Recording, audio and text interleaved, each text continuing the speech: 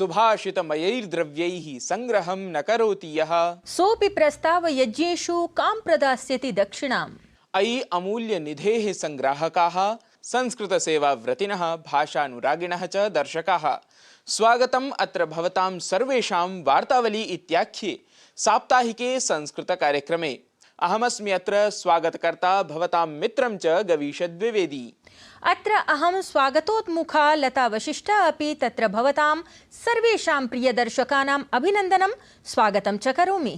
मित्राणि, भवन्तः जानन्ति एव यद् वार्तावली कार्यक्रमः संस्कृतश्रवणाय अद्भुतः कश्चन कार्यक्रमः अस्ति। जीवनसम्बद्धाः च विविधाः शिक्षाः इतः वयं सर्वेऽपि प्राप्नुमः। यतः अस्माकं प्रथमे एव केन्द्रजप्रभागे वयं प्रस्तुमः सुभाषितं। तर्हि पश्यामः एतस्मिन् अङ्के समाविष्टम् अभिनवं सुभाषितम् एतत्। सत्यस्य वचनं श्रेयः सत्यादपि हितं वदेत् यद्भूतहितमत्यन्तम्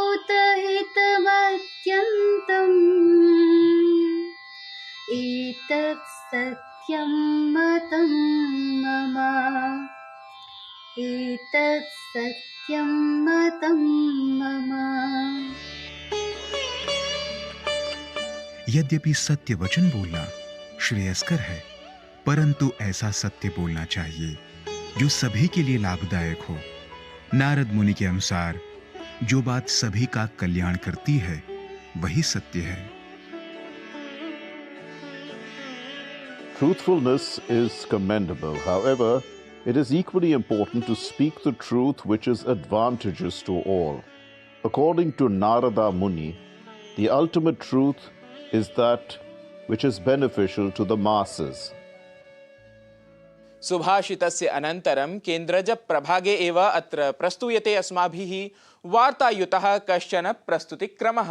एषः अस्ति प्रवाहि वार्ताः इति नामधेयः, यत्र वयम् आसप्ताहं देशविदेशेषु घटिताः विविधाः वार्ताः संकलय्य परिमार्ज्य प्रवाहस्वरेण प्रस्तुमः। राजस्थानस्य यात्रायां गता राष्ट्रपतिपदासीना द्रौपदी मुर्मुः पोखरणस्थले सैन्यबलक्षमताभ्यासम् अवलोकितवती। तत्रैव राष्ट्रपतिवर्या जैसलमेरनगरे लखपति दीदी इत्याख्ये सम्मेलने अपि भागं गृहीतवती। इतः पूर्वं पश्चिमबङ्गाल तेलङ्गाना राज्ययोः यात्रायै गता राष्ट्रपतिवर्या अनेकेषु कार्यक्रमेषु भागं गृहीतवती। लोकसभाया कार्याचरणम् अनिश्चितकालाय स्थगितं जातं। दिसम्बर मासस्य 4 दिनाङ्के समारब्धे शीतकालिकसत्रावधौ 14 समाचरितानि, येषु भारतीय न्यायसंहिता दूरसञ्चारविधेयकं समेत्य 18 विधेयकानि अभ्युपगतानि। श्रीलङ्कायां संस्कृतिविषयकं प्रथमम् अन्ताराष्ट्रियं सम्मेलनम् अनतिचिरम् एव आयोजितं गतम्। एतत् सम्मेलनं भिक्षु विश्वविद्यालयस्य भाषा सांस्कृतिकाध्ययन विभागेन अथ कोलम्बो स्थितस्य स्वामी विवेकानन्द सांस्कृतिक केन्द्रस्य सहयोगेन समाचरितम्। अवधातव्यं यत् अत्र सम्मेलने भारत जर्मनी देशयोः अपि शताधिकैः प्रतिनिधिभिः स्वीय शोधपत्राणि प्रस्तुतानि। राष्ट्रीय राजधान्यां नवदिल्ल्यां केन्द्र प्रशासनेन वायु प्रदूषण नियन्त्रण योजनान्तर्गतं ग्रेप इति त्वरित कार्याचरण योजनायाः तृतीय स्तरः स्थापितः अस्ति। एतदनु दिल्ल्यां तन्निकटवर्तिषु क्षेत्रेषु अपि BS3 पेट्रोल, BS4 डीजल इति ईन्धनयुतेषु वाहनेषु प्रतिबन्धः अस्ति। सूचनानुसारं दिल्ल्याः वायुगुणवत्ता सूचकाङ्कः शुक्रवासरे प्रातः कालादेव अनारतं वर्धमानः अस्ति। देशे प्रवर्धमाने कोविड संक्रमण प्रकरणे स्वास्थ्य मंत्रालयेन कथितं यत् महामारीतः रक्षणार्थं चिन्तापेक्षया सतर्कताचरणस्य आवश्यकता अस्ति। सम्प्रति यात्रासु न कथमपि प्रतिबन्धः प्रवर्तयिष्यते। मुखावरणप्रयोगः अपि नास्ति अनिवार्यः। अत्रान्तरे स्वास्थ्य मंत्रालय पक्षतः कोविड सूच्यौषधपरः न कथमपि परामर्शः साम्प्रतं यावत् प्रकाशितं गतः। गाजावासिभ्यः इतोपि सहायतां प्रदातुं संयुक्तराष्ट्रेण बलं प्रदत्तं। तत्रैव इस्राएल देशेनापि गाजा क्षेत्राय सहायताभियानवृद्धेः प्रदत्तः सङ्केतः। इस्राएल देशस्य राजदूतः गिलाद एर्दान इत्येषः उक्तवान् यत् संयुक्तराष्ट्रं बन्धकान् समस्याम् आलक्ष्य ध्यानं दद्यात्। जनवरी मासस्य 19 दिनाङ्कात् 31 दिनाङ्कं यावत् खेलो इंडिया इति क्रीडा योजनाय सम्बद्धानि वस्त्रगीत शुभङ्करादीनि प्रकाशितं गतानि। क्रीडानां षष्ठं संस्करणं चेन्नईनगरे आयोजयिष्यते। एतासु प्रतियोगितासु 5,000 क्रीडकाः भागं गृहीष्यन्ति। भारतीय क्रिकेट दलेन दक्षिणाफ्रीकादेशे कृतम् उत्कृष्टं प्रदर्शनं तिसृणां स्पर्धानां शृङ्खलां 2-1 इत्यङ्कैः विजितवत् भारतं।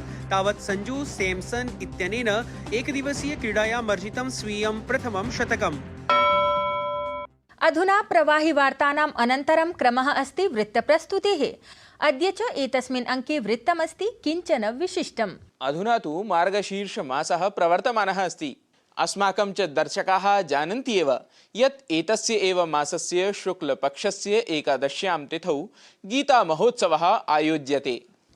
आम्, एतद् आधारितम् एव वृत्तमस्ति अद्यतने अङ्के। अतः अविलम्बं पश्यामः गीतामहोत्सवाधारितम् एतं वृत्तविशेषम्।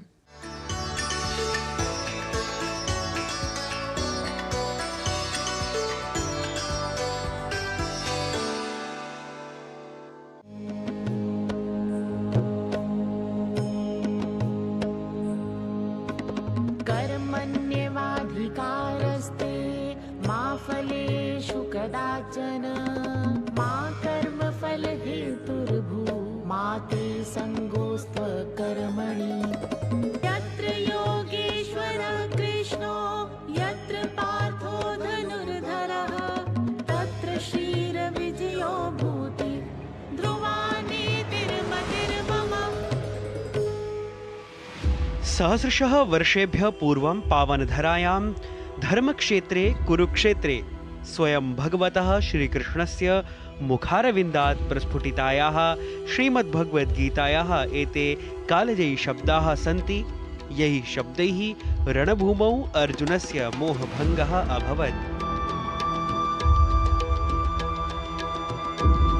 कुरुक्षेत्रस्य पावनधरा मानवतायाः महाग्रन्थस्य श्रीमद्भगवद्गीतायाः जन्मस्थली अस्ति। अथ गीताजयन्त्यवसरे कुरुक्षेत्रे ब्रह्मसरोवरं निकषा अन्ताराष्ट्रिय गीता महोत्सवः आचर्यते। एतस्मिन् महोत्सवे देशविदेशेभ्यः लक्षशः जनाः आगत्य अस्याः सांस्कृतिकयात्रायाः अद्वितीयम् अनुभवं प्राप्नुवन्ति। तीर्थयात्रिणां कृते कुरुक्षेत्रस्य 48 कोशपरिमिता परिक्रमा अत्रत्य विशेषतां भजते।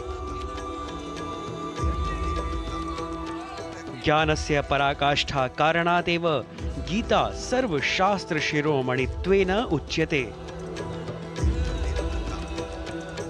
केन्द्रीय गृहमन्त्री अमित शाहः अन्ताराष्ट्रिय गीता महोत्सवे भागग्रहणं कृतवान्। उक्तवान् च सम्पूर्णविश्वस्य सर्वासां समस्यानां समाधानं गीतायाः उपदेशेषु अस्ति। 5000 साल से ज्यादा समय पहले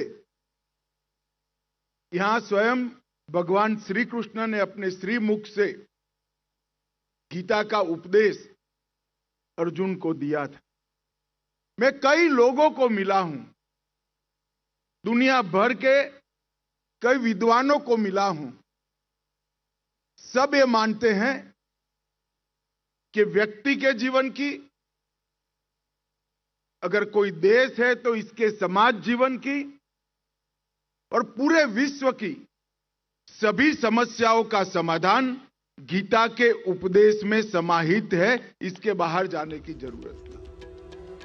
मानवतायाः अस्य महाग्रन्थस्य प्रकाशेन न केवलं भारतवर्षः अपि तु सम्पूर्णविश्वः प्रकाशितः भवति।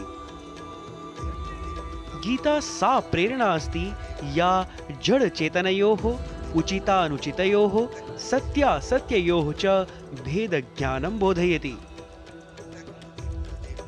श्रीमद्भगवद्गीता शोकमोहभयभ्रमेभ्यः मोचयित्वा सन्मार्गानुसरणाय प्रेरयति। गीता सकारात्मकोत्साहपूर्णविचाराणां परिचायिका अस्ति। विद्यार्थी भवतु वा शिक्षकः, नरः भवतु वा नारी, युवा वा वृद्धः, शासनं प्रशासनं, न्याय चिकित्सा सेना सुरक्षा कमपि कर्मक्षेत्रं गीतायाः अस्पृष्टं नास्ति।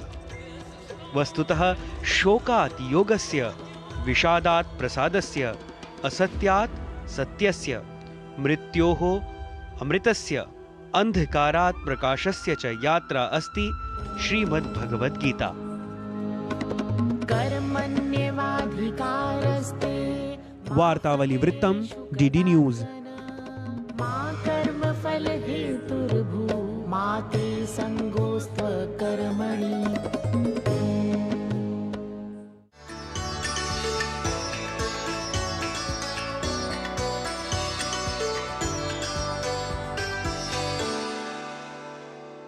श्रीमद्भगवद्गीता सनातन परंपरायाः तादृशः ग्रन्थविशेषः अस्ति यः सर्वमानवान् बोधयति।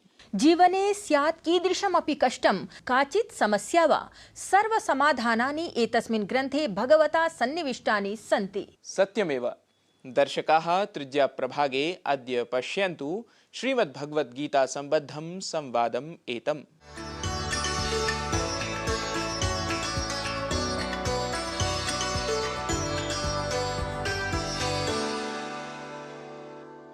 नमस्कारः। वार्तावल्याः तृतीया प्रभागे अद्य अस्माभिः सह संवादाय उपस्थितः अस्ति कश्चन साधकः, भक्तियोगी अथ च इस्कॉन् इत्यस्यां संस्थायां प्रचारसमन्वयकः युधिष्ठिरगोविन्ददासवर्यः। महोदय, सर्वप्रथमं तु वार्तावल्यां भवतां हार्दिकं स्वागतं। नमो नमः। हरे कृष्ण।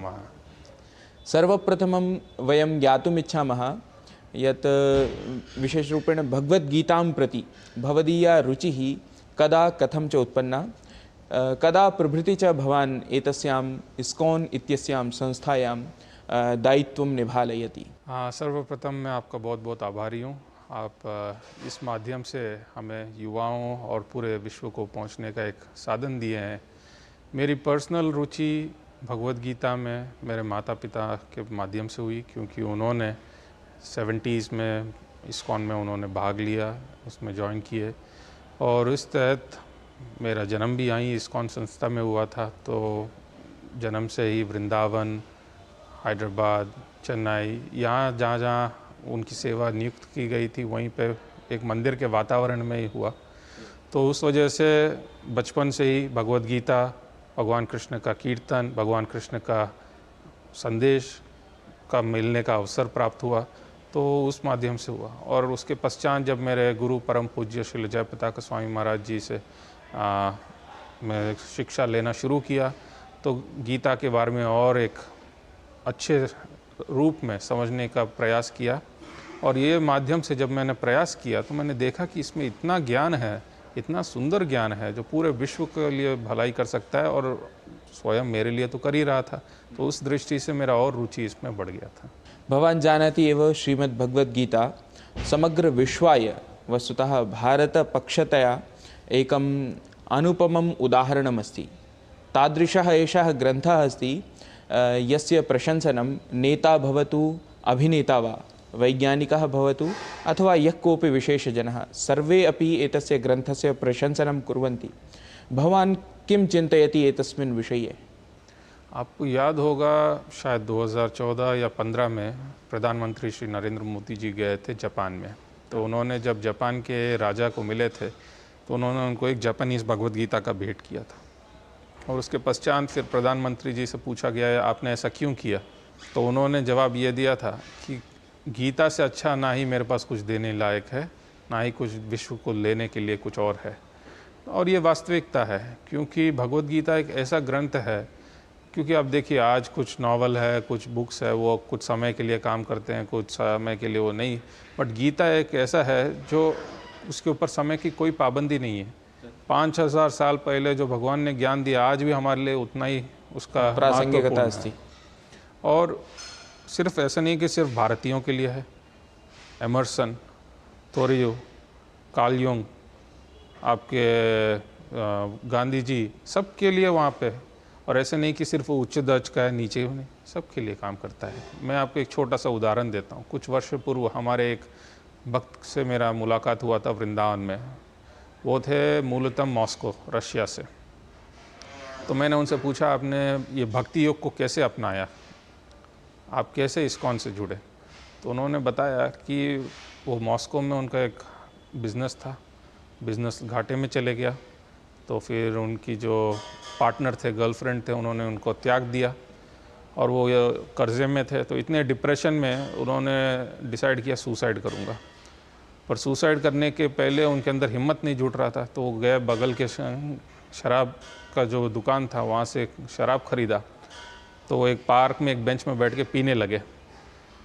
वहीं पे बगल में देखा कि एक भगवत गीता था, किसी ने छोड़ गए थे, तो उनको उसे एक दिलचस्पी आई कि चलो पढ़ते हैं क्या है इसमें, और पढ़ना शुरू किया। एक पहला स्कंद, दूसरा स्कंद, तीसरा स्कंद, फिर जब तीसरा स्कंद ख़त्म किया उनके अंदर सुसाइड करने की इच्छा ही चली गई। क्या किया उन्होंने, फिर जाके सीधा इस्कॉन मंदिर में अपने आप को जोड़ लिया। तो ये एक छोटा सा उदाहरण है कैसे भगवत गीता जो है यूनिवर्सल है, सबके लिए कार्य करता है। भगवद्गीतायां कः श्लोकः अस्ति तादृशः नाम यं श्लोकं भवान सर्वाधिकं प्रीणाति?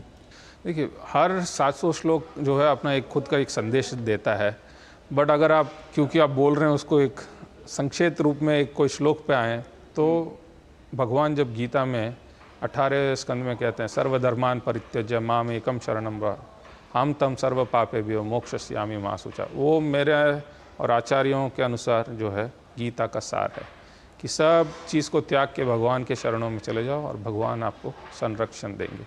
तो यही हमारे पूरे वैदिक ज्ञान का अल्टीमेटली स्वरूप यही है। श्रीमद्भगवद्गीतायाः प्रचाराय प्रसाराय च इस्कॉन संस्था तु अहर्निशं कार्यं करोति। परम एतस्मिन् वस्तुतः मार्गशीर्षमासे किमस्ति वैशिष्ट्यं यदा इस्कॉन संस्था अथ अन्यानि अपि संघटनानि श्रीमद्भगवद्गीतायाः विषये श्रीकृष्णस्य विषये तत्र आसक्तिं दर्शयन्ति, वस्तुतः किमस्ति वैशिष्ट्यम् एतस्मिन् मासे? हाँ, भगवान आप देखेंगे कि गीता में भी ये कहते हैं कि हाँ, जैसे वेदों में मैं साम हूँ, तो भगवान बोलते हैं पर्वतों में मैं मेरु हूँ, उसी प्रकार मासों में भी मैं मार्गशीर्ष हूँ। तो ये हमारे लिए एक स्पेशल एक महीना है, क्योंकि भगवान जो है इसी महीने में गीता का संदेश भी अर्जुन को दिए थे। ऑफ कोर्स गीता का प्रचार प्रसार करना, अध्ययन करना हर समय उचित ही है, बट ये महीने में ज़्यादा एक ऊर्जा मिलती है, ज़्यादा एक प्रेरणा मिलता है, क्योंकि एक पूरा एक माहौल ही बनता है कि गीता का संदेश कैसे लोगों को तक पहुंचाया जाए। आप देखते हैं कि हरियाणा सरकार भी इस पे पिछले कुछ वर्षों से बल दे रही है। उनका जो गीता जयंती, अंतर्राष्ट्रीय गीता जयंती महोत्सव जो होता है, उसमें कैसे अलग अलग प्रकार के कार्यक्रम होते हैं, उसी प्रकार से इस्कॉन भी पूरे विश्व में गीता का प्रचार प्रसार ये महीने में ज़ोर शोर से करते हैं। सेमिनार्स करना, गीता जयंती के दिन पूरा गीता पारायण करना, और साथ ही साथ इवन जेलों में भी जाके हम लोग गीता का ज्ञान बांटते हैं। युवाओं को कॉलेज में जाके, जैसे JNU जैसे क्षेत्रों में भी जाके वहाँ पे गीता का प्रचार करते हैं। और साथ ही साथ आप देखते होंगे कई सारे हमारे जो भक्त हैं, अमेरिका, रशिया, भारत, जहाँ पे अभी आप रशिया में -20, -15 के टेम्परेचर, वहाँ पे सड़कों पे खड़े होके लोगों को बांटते हैं। क्योंकि भगवान गीता में कहते हैं 18वें अध्याय में कि ये जो गीता का जो ज्ञान है, जो इसको दूसरों को बांटता है, उससे ज़्यादा ना कोई प्रिय है, ना कोई प्रिय होगा।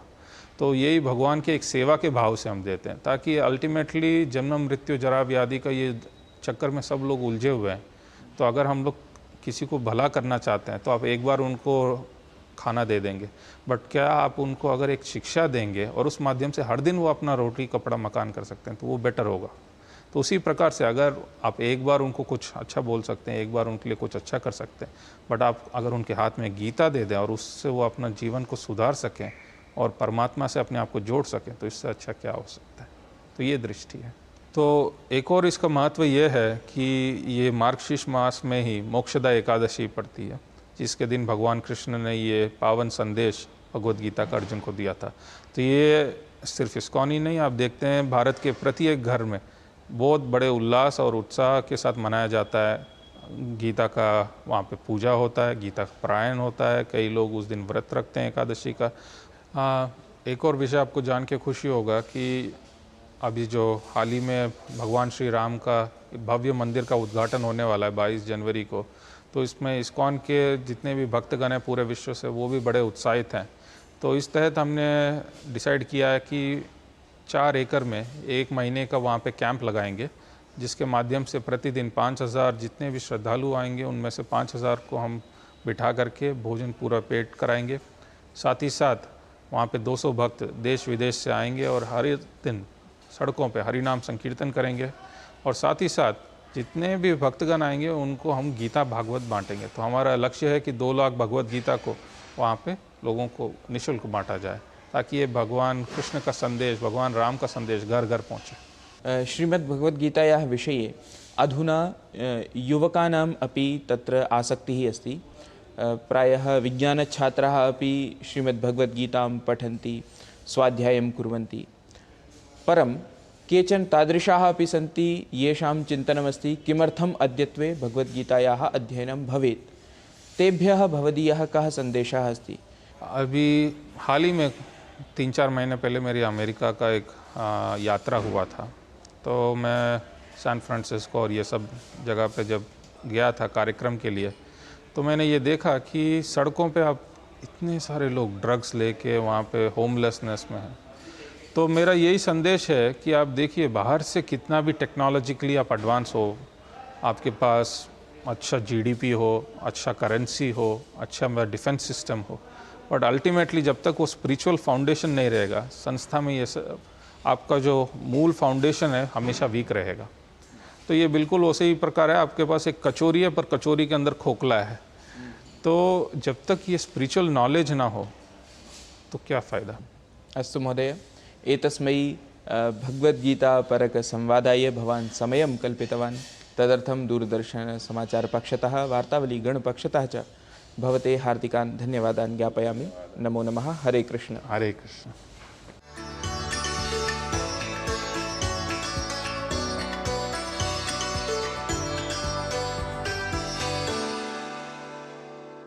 शोभनः अयं संवादः। अतः परम् अग्रे सरन्तः कार्यक्रमे प्रस्तुमः सङ्गीतयुतां काञ्चन प्रस्तुतिम्। क्षेत्रे कुरुक्षेत्रे समवेतायुयुत्सवः मामकाः पाण्डवाश्चैव किमकुर्वत सञ्जय।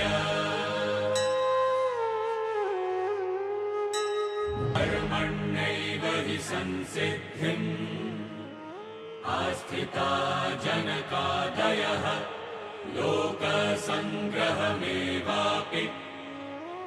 सम्पश्यन् कर्तुमर्हसि। एवं ज्ञात्वा कृतं कर्म पूर्वैरपि मुमुक्षुभिः कुरु कर्मैव तस्मात् त्वं पूर्वैः पूर्वतरं कृतम्। ब्रह्मण्याधाय कर्माणि सङ्गं त्यक्त्वा करोति यः लिप्यते न स पापेन पद्मपत्रमिवाम्भसा।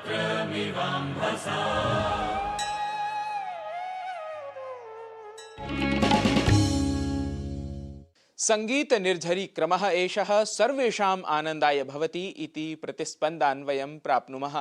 अथ संस्कृताय समर्पितः, संस्कृतेन प्रस्तूयमानः च एषः कार्यक्रमः भवतां सर्वेषाम् एव सहयोगेन सततं वर्धमानः भवतात् इत्येतदेव कामयमानाः वयं भवतः सर्वान् सततं स्वप्रतिक्रियाः अधोलिखितेषु सङ्केतेषु प्रेषणाय विनिवेदयामः। शैत्यकालेऽस्मिन् आत्मानं रक्षन्तः संस्कृतं सेवमानाः सर्वेपि सुखिनः स्याम। अग्रिमसप्ताहे पुनः नवीनमङ्कमादाय अत्रैव मेलिष्यामः। तावत् मङ्गलं भूयात्, शुभं च भूयात्। नमो नमः।